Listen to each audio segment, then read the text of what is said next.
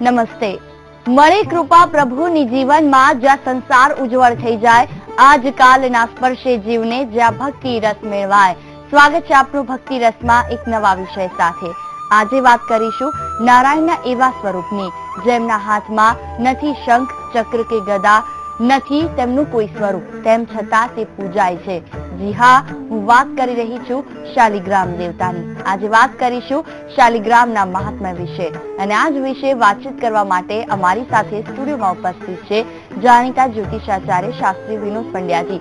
શાસ્ત્રીજી, સ્વાગત છે આપનું અમારા કાર્યક્રમમાં। ધન્યવાદ।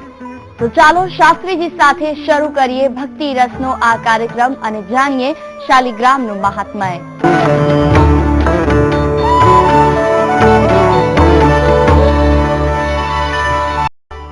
શાસ્ત્રીજી, આજે ભક્તિ રસમાં એક એવા વિષયની વાત કરવાની છે, શાલિગ્રામ દેવતાની। કહેવાય છે તે નારાયણનું એક સ્વરૂપ છે।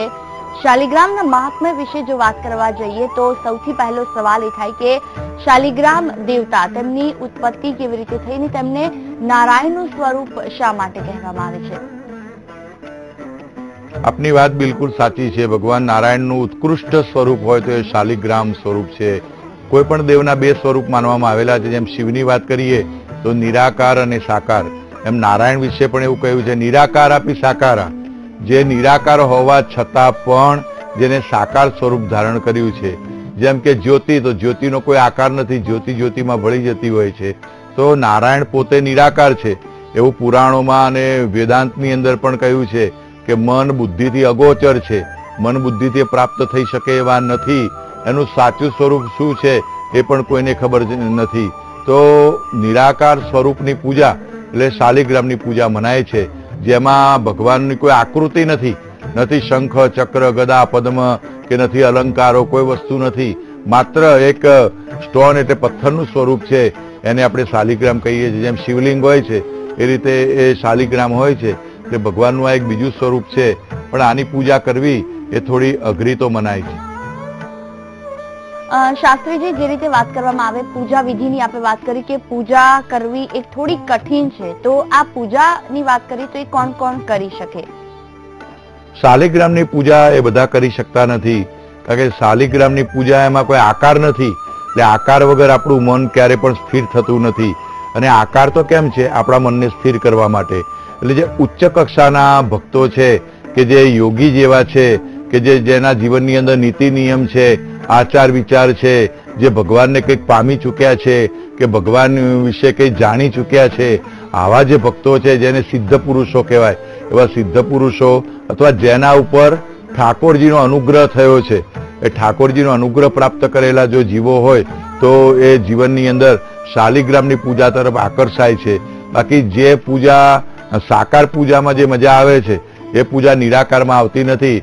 સાકાર પૂજામાં તો કસ્તુરી તિલકમ લલાટ પટલે વક્ષસ્થલે કૌસ્તુભમ નાસાગ્રે વરમૌક્તિકમ કરતલેર વેણુ કરે કંકણમ, ઠાકોરજીનું મધુર સ્વરૂપ હોય, ચંદન કરેલું હોય, અલંકાર ધારણ કરેલા હોય, એ મજા જે છે એ મજા શાલિગ્રામની પૂજામાં તો નથી।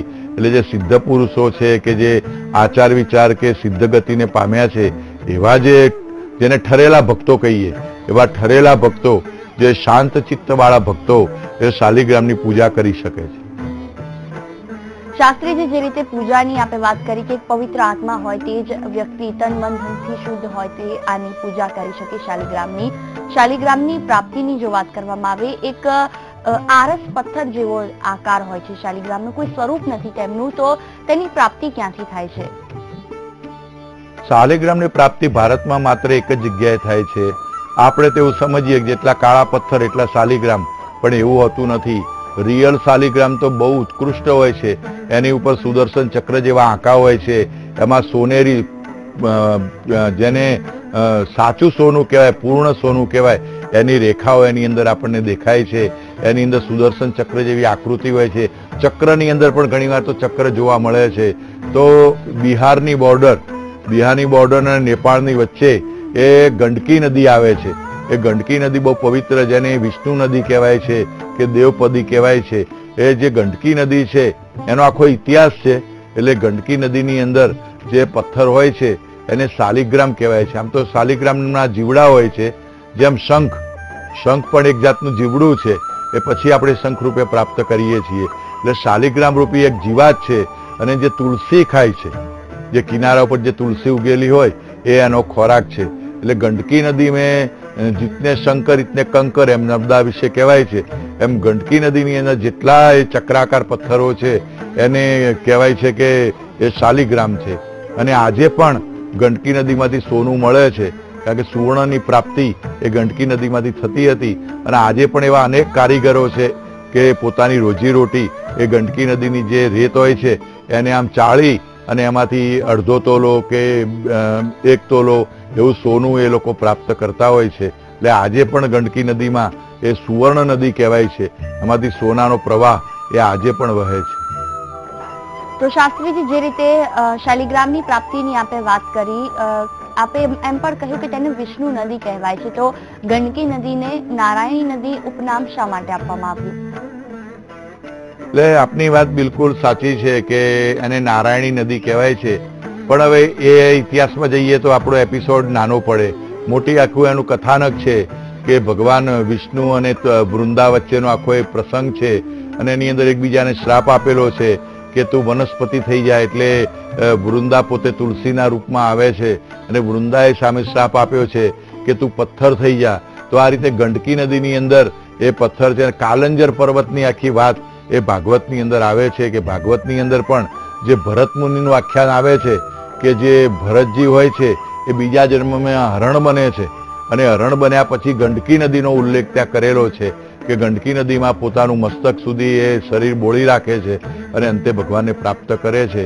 એટલે નારાયણ રૂપી એ નદી છે, એમાં નારાયણની પ્રાપ્તિ થાય છે, એટલા માટે એને નારાયણી નદી કહેવાય છે, દેવ નદી કહેવાય છે, વિષ્ણુપદી કહેવાય છે, વિષ્ણુ નદી કહેવાય છે. કારણ કે ગંડકી નદીમાં જેટલા પથ્થર છે એને આપણે શાલિગ્રામ એટલે ભગવાન નારાયણનું એ સ્વરૂપ કહીએ છીએ. એટલે નારાયણી નદી, આપની વાત બિલકુલ સાચી છે, અને નારાયણી નદી તરીકે આપણે ઓળખીએ છીએ.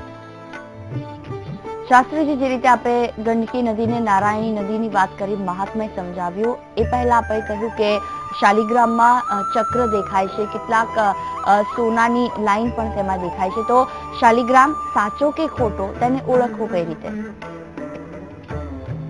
એટલે સાચા શાલિગ્રામને જો જાણવો હોય તો એના માટે એક પ્રયોગ છે જેને કસોટી પથ્થર પણ કહેવાય છે કે સોનાની વીંટી હોય કે સોનાનો અલંકાર હોય એ એના ઉપર આમ ઘસીએ તો સુવર્ણની રેખા પડી જાય છે, એક રેખાચિત્ર ઊભું થાય છે.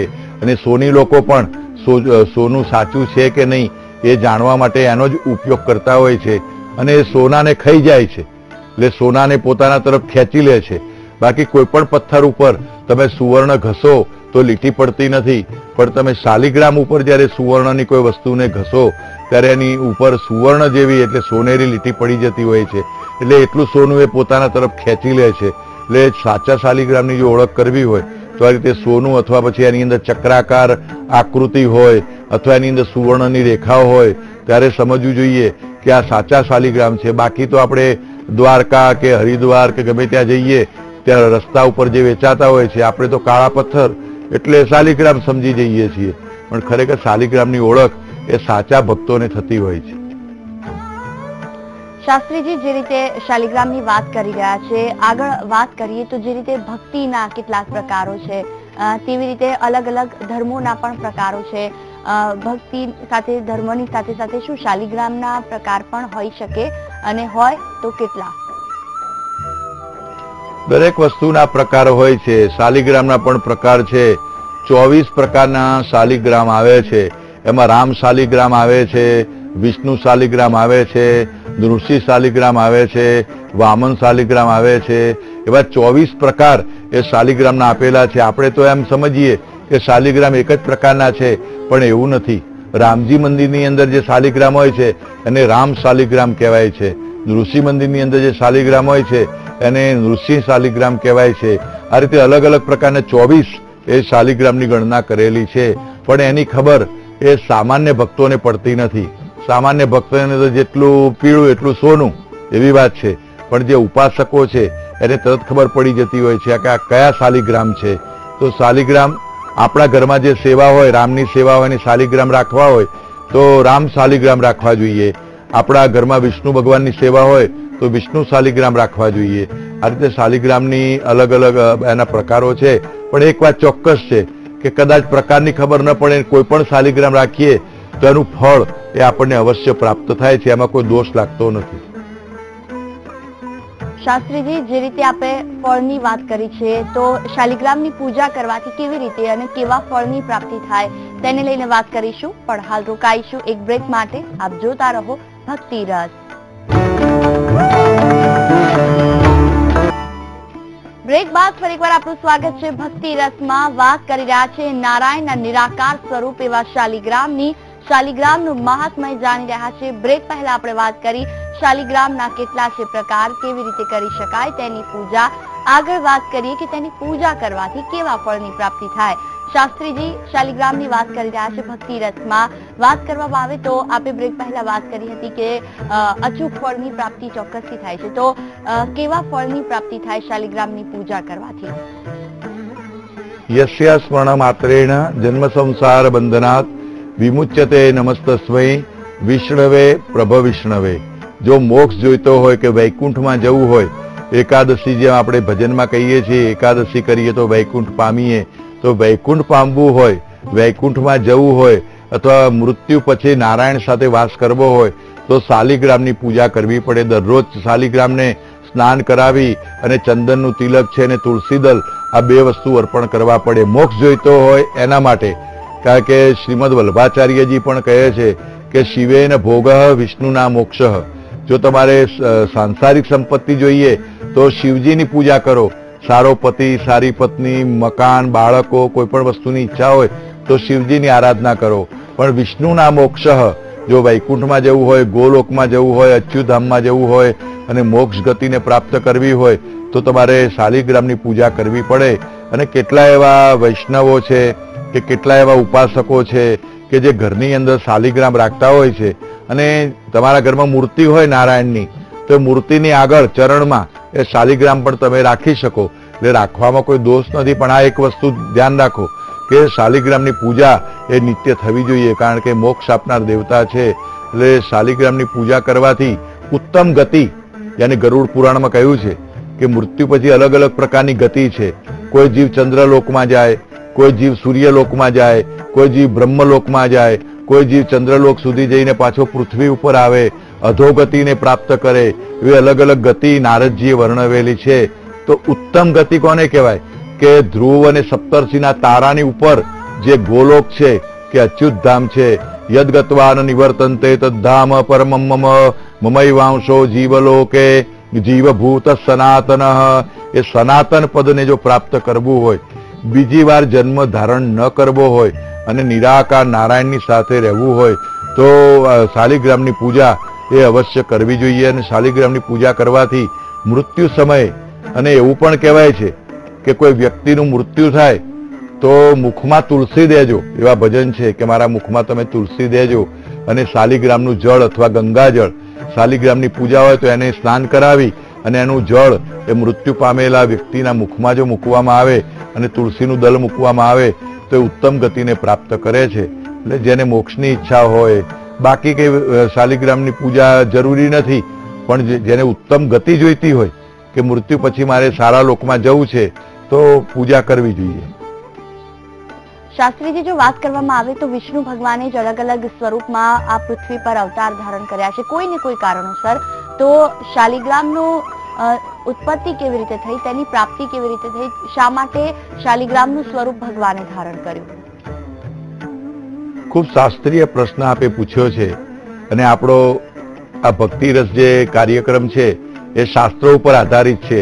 કોઈ જાતનો અભિનય કરવામાં આવતો નથી કે કથાકથિત વસ્તુઓ કહેવામાં આવતી નથી. એટલે આપણો પ્રશ્ન શાસ્ત્ર ઉપર આધારિત છે. તો મેં આગળ જે વાત કરી કે વૃંદા પતિવ્રતા હતી અને એનો જે પતિ હતો એ કોઈનાથી મરતો નહોતો અને શંખચૂડ એનું નામ હતું અને દેવો એનાથી બહુ ગભરાતા હતા. હવે કરવું શું? ત્યારે નારાયણે પોતે કપટ લીલા કરી છે. કપટ લીલા કરી અને વૃંદાનું જે સતીત્વ છે એ સતીત્વનો ભંગ કર્યો છે. એનો ખ્યાલ એ વૃંદાને આવી જાય છે કે આ સ્પર્શ મારા પતિનો નથી. ત્યારે પરસ્પર એકબીજાને શ્રાપ આપે છે કે કે તમે મારો પતિવ્રતા ધર્મનો ભંગ કર્યો છે, માટે તમારું હૃદય પથ્થર જેવું છે, તમારામાં દૈવત્વ નથી, તમે પથ્થર હૃદયના છો, માટે જાઓ પથ્થર બની જાઓ. ત્યારે નારાયણ પોતે પથ્થર બની જાય છે અને નારાયણે કહ્યું કે તું છોડ બની જા, ત્યારે તુલસીનો છોડ બની જાય છે. અને આવી એક વાત એ અમુક પુરાણોની અંદર એ આપણને વાંચવા મળે છે. બહેનોને પણ આ વાતોનો ખ્યાલ હોય છે કે આ તુલસીની આખી જે કથાનક છે એ અનેક ધર્મગ્રંથોમાં આપણને જોવા મળે છે. અને આ દિવસે એ શાલિગ્રામની ઉત્પત્તિ થઈ એવું કહેવાય છે. અને આ સમય પછી એ પૃથ્વી ઉપર શાલિગ્રામની પૂજા અસ્તિત્વમાં આવી. અને શાલિગ્રામની પૂજા અનેક મંદિરોમાં થતી હોય છે, પણ આપણે ધ્યાનથી જોતા નથી. તમે રામના મંદિરમાં જાઓ, દ્વારિકા જાઓ, જગન્નાથપુરી જાઓ, તો ધ્યાનથી જોજો, નારાયણના ચરણમાં શાલિગ્રામ પડ્યો હશે. તમે રણછોડરાયને મળવા જાઓ ડાકોર, ત્યારે પણ તમે ધ્યાનથી જોજો કે રણછોડરાયના ચરણની અંદર એક પ્લેટમાં શાલિગ્રામને મૂકેલા હશે અને એની પણ પૂજા થતી હોય છે. એટલે તમારા ઘરમાં પણ કોઈ નારાયણની સેવા હોય તો તમે શાલિગ્રામ રાખી શકો, પણ બને તો એની નિત્ય પૂજા કરવી. એટલે આ રીતે શાલિગ્રામની ઉત્પત્તિ એ બતાવેલી છે પુરાણોમાં. બિલકુલ શાસ્ત્રીજી, જે રીતે ઉત્પત્તિની આપણે વાત કરી છે, શાલિગ્રામની પૂજાની વાત કરવામાં આવે તો દરેકના એક નીતિ નિયમો હોય છે ધર્મના પૂજાના. શાલિગ્રામની પૂજા કરતી વખતે તેના કયા નીતિ નિયમો છે, કઈ કઈ બાબતોનું ખાસ ધ્યાન રાખવું જોઈએ, અને ખાસ કરીને શાલિગ્રામને ક્યાં સ્થાપિત કરી શકાય, મંદિરમાં, તુલસીના ક્યારામાં કે કોઈ અન્ય જગ્યા પર? શાલિગ્રામની પૂજામાં કઈ એટલા બધા ખાસ નીતિ નિયમો નથી, પણ વૈષ્ણવો હોય કે સ્વામિનારાયણ સંપ્રદાયના હોય એ લોકો તો લસણ ડુંગળી ખાતા નથી. એટલે જો સ્વામિનારાયણ પેલા ઘરમાં શાલિગ્રામની સેવા હોય તો લસણ ડુંગળીનો વઘાર કરો ત્યારે દરવાજો બંધ કરી દેવો પડે, મોટેથી વાત ન થાય, કલહ ન થાય. આ વસ્તુનું ખાસ ધ્યાન એ શાલિગ્રામની પૂજામાં રાખવું જોઈએ. બને તો એક ડીશની અંદર ગાદી મૂકી અને ગાદીની ઉપર એ શાલિગ્રામને સ્થાપિત કરવા પડે. ત્યાર પછી 3 વસ્તુ છે, એ 3 વસ્તુ નિત્ય શાલિગ્રામને આપવી પડે. વારે તહેવારે ગાયના દૂધથી અભિષેક કરવો પડે, એને ગંગા જળથી એને કે સાદા જળથી પણ ચાલે તો જળથી સ્નાન કરાવવું પડે. અને ત્યારબાદ તુલસી અને ચંદન આ બે ભૂલાય નહીં. કેટલાક લોકો શાલિગ્રામની પૂજા રાખે છે પણ તુલસી દળ અર્પણ કરતા નથી. જો તમે તુલસી દળ અર્પણ નહીં કરો તો તમને પૂજાનું ફળ નહીં મળે. એટલે જો શાલિગ્રામની સેવા ઘરમાં હોય તો આંગણામાં તુલસી હોવી જોઈએ. જેને આંગણ તુલસીનો ક્યારો, શાલિગ્રામની સેવા, આનંદ મંગળ કરવું, આરતી, આ 2 વસ્તુ આપણા સનાતન ધર્મમાં કહી છે કે જેના આંગણામાં તુલસીનો ક્યારો હોય અને જેની પૂજામાં શાલિગ્રામ હોય ત્યાં તો દેવો પણ આવે છે. એ વૈકુંઠ છે, એ ઘર નથી. એટલે દેવો પણ ત્યાં ફરવા માટે આવતા હોય છે, દર્શન કરવા આવતા હોય છે. એટલે જો શાલિગ્રામ હોય તો તુલસીજીને રાખવા પડે, કારણ કે રોજ તુલસી અર્પણ કરવા પડે. કદાચ પોતાના ઘરમાં તુલસી દળ ન હોય તો આજુબાજુમાંથી પણ તુલસી દળ લાવી અને શાલિગ્રામને અર્પણ કરવા જોઈએ. શાસ્ત્રીજી, જે રીતે વાત કરવામાં આવે, આપણે શાલિગ્રામની વાત કરી તો તુલસી દળની ખાસ કરીને વાત કરી કે તેમને ચડે છે. શું દરેક દેવોને તુલસી દળ ચડાવવામાં આવે છે? એ આપણી મૂર્ખતા છે. આપણે તો દરેક દેવના થાળમાં તુલસી દળ મૂકતા હોઈએ છીએ, પણ બધા દેવોને તુલસી દળ અર્પણ થતા નથી. માત્ર વિષ્ણુ ભગવાન કે શાલિગ્રામને કે રામના સ્વરૂપને જ તુલસી દળ અર્પણ થાય છે, વિષ્ણુના સ્વરૂપને તુલસી દળ અર્પણ થાય છે. આપણે તો મહાદેવજીના થાળમાં તુલસી મૂકીએ છીએ, એ વર્જ્ય છે. અને એમાં ગણેશજીમાં તો ખાસ ધ્યાન રાખજો, ગણપતિના થાળમાં કે ગણપતિની મૂર્તિ આગળ ક્યારે પણ તુલસી દળ અર્પણ કરી શકાય નહીં. શાસ્ત્રીજી, જે રીતે આપણે કહ્યું કે ગણેશજીની તુલસી દળ અર્પણ નથી થતા, તેનું શું કારણ છે? ગણેશજીની બ્રહ્મ વૈવર્ત પુરાણની અંદર એક એવી કથા છે કે ગણેશજી પોતે બ્રહ્મચારી અવસ્થામાં હોય છે, બનારસ ભણવા માટે ગયા હોય છે અને આંખો બંધ કરીને ગંગા કિનારે ધ્યાન કરતા હોય છે. ત્યારે તુલસી ત્યાંથી, વૃંદા ત્યાંથી પસાર થાય છે અને ગણેશજી ઉપર મોહિત થઈ જાય છે અને ગણેશજીના તપનો ભંગ કરે છે. આથી ગણેશજીએ ક્રોધમાં આવીને એને શ્રાપ આપ્યો કે હે તુલસી, હે વૃંદા, તારી આસુરી બુદ્ધિ છે, માટે તારા લગ્ન કોઈ અસુર જોડે થશે. એટલા માટે તુલસીના લગ્ન અસુર જોડે થયા અને આજથી હું તારો સ્વીકાર નહીં કરું. એટલે ગણેશજીની પૂજામાં કે ગણપતિ ઉત્સવ આવે ત્યારે પણ ગણપતિના થાળમાં કે ગણપતિ આગળ ક્યારે પણ તુલસી દળ અર્પણ કરવા નહીં. બિલકુલ શાસ્ત્રીજી, જે રીતે આપણે શાલિગ્રામની વાત કરી છે, આગળ વાત કરીશું કે શાલિગ્રામને લગતું એવું કોઈ સારું ભજન. હાલ રોકાઈશું એક બ્રેક માટે. આપ જોતા રહો ભક્તિ રસ.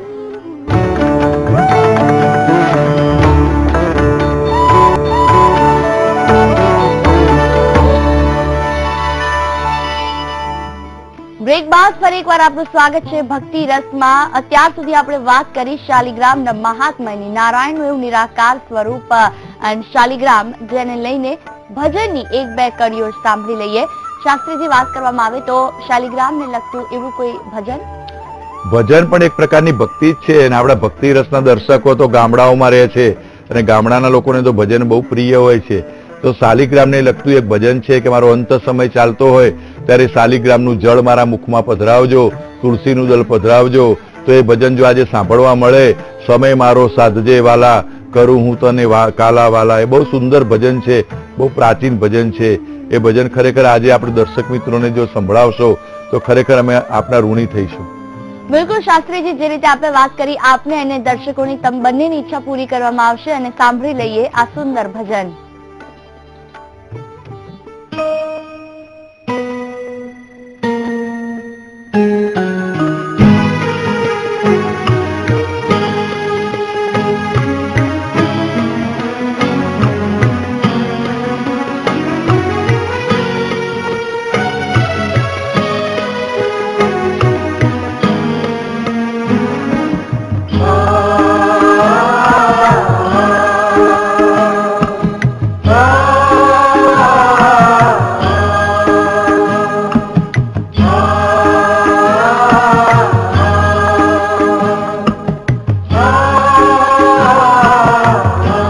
સમય મારો સાથ જેવાલા, કરું હું તો કાલા વાલા.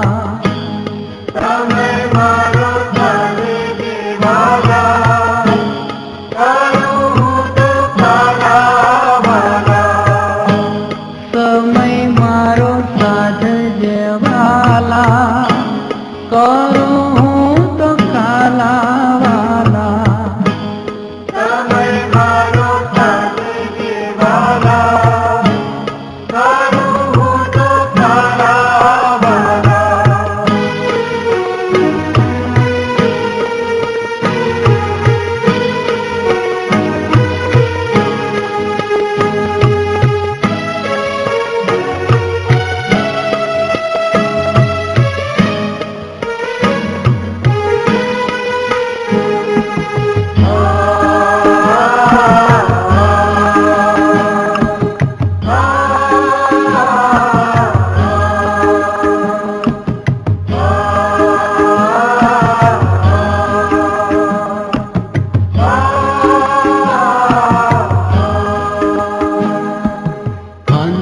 સમય મારો આવશે ત્યારે દેહનું નહીં રે ભાન. અંત સમય મારો આવશે ત્યારે દેહનું નહીં રે ભાન. એ રે સમય મુખે તુલસી દેજે, દેજે યમુના પાન. સમય મારો સાધ જેવાલા, કરું હું તો કાલા વાલા. સમય મારો સાધ જેવાલા, કરું હું તો કાલા વાલા. તો ભક્તિ રસમાં આજે આપણે વાત કરી શાલિગ્રામના મહાત્મ્ય વિશે. કેવી રીતે કરાય શાલિગ્રામની પૂજા, કેવા ફળની પ્રાપ્તિ થાય, શાલિગ્રામના કેટલા છે પ્રકાર, અને શાલિગ્રામની ઉત્પત્તિ કેવી રીતે થઈ, આ તમામ બાબતે વાતચીત કરી. અને અંતમાં સાંભળ્યું એક સુંદર ભજન. આ તમામ બદલ શાસ્ત્રીજી, આપનો ખૂબ ખૂબ આભાર. ધન્યવાદ. તો આવતીકાલે ફરી મળીશું એક નવા વિષય સાથે ભક્તિ રસમાં. અત્યારે મને આપશો રજા. નમસ્તે.